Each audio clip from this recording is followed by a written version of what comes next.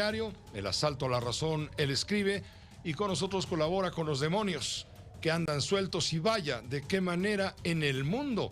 Y ante esto, Carlos, a quien saludo por supuesto con afecto, a esto le sumaría yo la reacción que ha tenido primero el gobierno del presidente de la República, ayer en la mañanera con tibieza, y ya hoy rectificando a través del embajador Juan Ramón de la Fuente, y ayer con el propio secretario Ebrard, con mucha mayor claridad y firmeza. ¿A qué crees tú, Carlos, si me permites la pregunta, que se debe este cambio de 180 grados en la actitud del presidente de la República, que ya dio órdenes muy claras, como que ya se dio cuenta, ya le cayó el 20 pues de lo que está pasando, y que no solamente atacar al INE o a los periodistas es redituable en las mañaneras?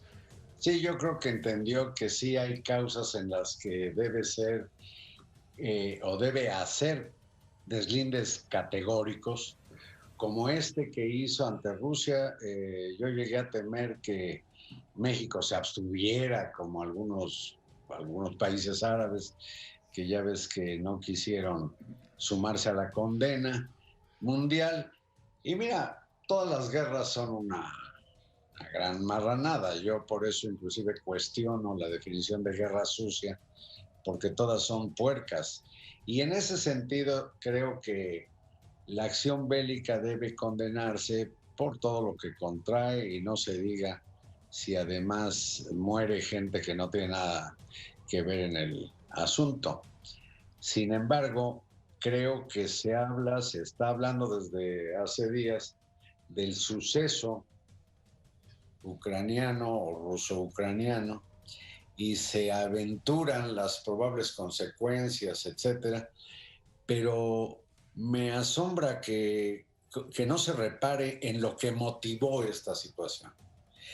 Y lo que motivó esta situación, Pepe, tiene que ver mucho con la actuación, digamos, de los países occidentales, y particularmente de Estados Unidos, de Inglaterra, porque han estado alentando algo que se entiende el agravio que significa para el gobierno ruso, alentando, digamos, apetitos no solo independentistas para que los ucranianos ejerzan su soberanía, sino apetitos inclusive militares con apoyo bélico antes de que empezaran las maniobras militares rusas en ese territorio.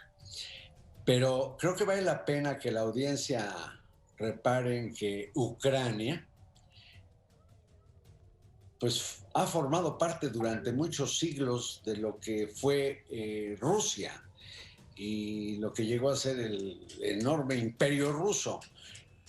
Tan formó parte que medularmente las poblaciones, las naciones que más dominaron ese enorme territorio, donde México cabe creo que 17 veces, están conformada esa digamos, nacionalidad. Y déjame decirte que hay 12,000 distintas naciones pequeñas en Rusia, ¿eh?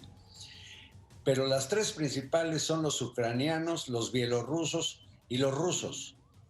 Era la Rus, allá en tiempos anteriores a Pedro y Catalina la Grande. Bueno, al alentar después del desastre de la Unión Soviética el militarismo en Ucrania, que despierta el apetito del gobierno ucraniano de formar parte de la OTAN, Europa entiende que esa puede ser una provocación, en los términos en que escuché que Putin responde a la periodista inglesa.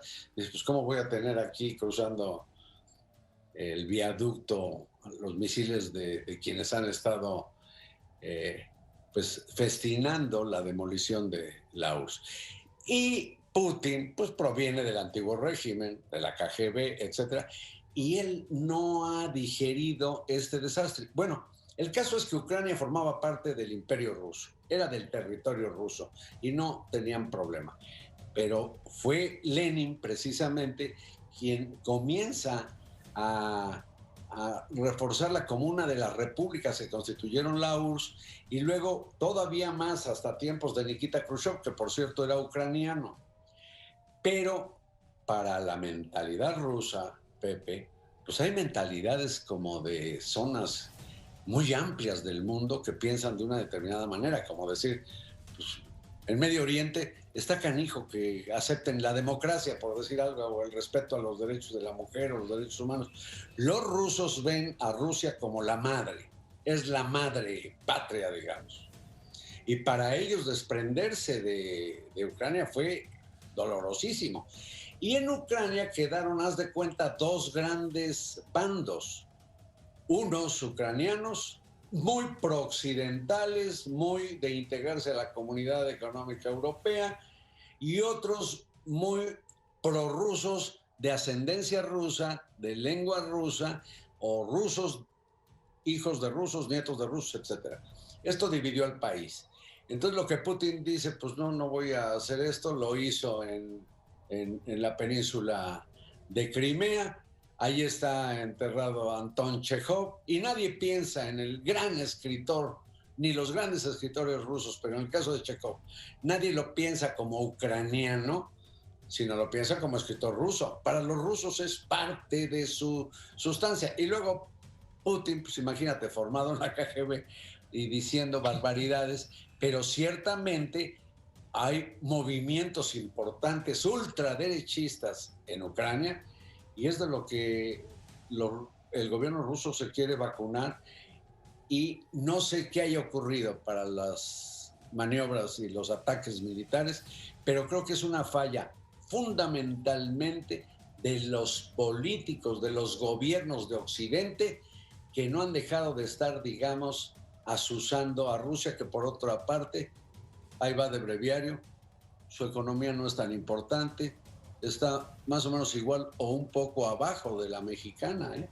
No es tanto, pero es un país, es otro, el más grande del mundo, que hay que entender que no puede tener al enemigo al otro lado del jardín. Al otro lado de la puerta, y él no está dispuesto a que toque la puerta Europa económicamente, militarmente, y está dispuesto a cerrar esa puerta, y lo está haciendo, queriendo aplastar este gobierno pro-occidental para quedarse con la parte del territorio y preguntarle a la gente si quiere seguir siendo una república independiente. Ya dos regiones, Donetsk y la otra, no recuerdo el nombre, en el Valle del Donbass, ya están del lado de Rusia, ya son prácticamente rusas. Como los Lubensk. Sí, como los de la península de Crimea. Dijeron, no, nosotros somos rusos, hubo una consulta y más de la mitad de la población, y ya no le mueve Occidente a eso. Ahí está el palacio donde se firmaron los acuerdos de Yalta, ahí está Sebastopol, de las grandes batallas terribles que vivió Rusia. Está Ucrania impregnada de la historia, o impregna la historia rusa, y viceversa. Pero como cuando la crisis de los misiles en Cuba, Kennedy dijo, pues ¿cómo voy a tener los misiles a 90 millas de Miami? Se me van. Y en el caso ruso, aunque Ucrania no está en la OTAN, quiere estar en la OTAN, pero por lo pronto está teniendo ha habido como 5 grandes respaldos militares de los Estados Unidos, y eso para Rusia es una provocación, una agresión, y por eso yo no sé de qué manera, pues no estoy ahí, ni sé ruso, pero quién sabe qué llevó a esta situación en que falló lo mejor que puede ocurrir en la política, que es el diálogo, la concertación, y como en toda negociación, pues se gana o se pierde, pero hay veces que se gana si hay un acuerdo racional. Pues sí, en este momento Vladimir Putin no ganaría el Premio Nobel de la Paz, pero va ganando la guerra. Eso sí nos queda. Por lo pronto no lo tocan. Ya ves que buena parte del gas, por ejemplo, y viene o está el invierno en Alemania, pues es ruso. Entonces, ¿para qué buscarle? Y la verdad, una confrontación con un país que no tiene una economía tan potente, pues tiene un ejército poderoso, sin duda, y quién quiere que se arme pues el fin del mundo a partir de esta cosa que ha sido, y lo dijo Henry Kissinger, lo ha escrito el exsecretario de Estado de los Estados Unidos, que aguas con Ucrania, porque Occidente estaba, diría el Borras, apendejándose, provocando mucho a León o al oso ruso. Muchas gracias, Carlos, como siempre, gracias. Vaya que los demonios andan sueltos. Que estés muy bien y hasta el lunes. Gracias, Pepe, hasta luego. Esta fue una producción de Grupo Fórmula. Encuentra más contenido como este en radioformula.mx.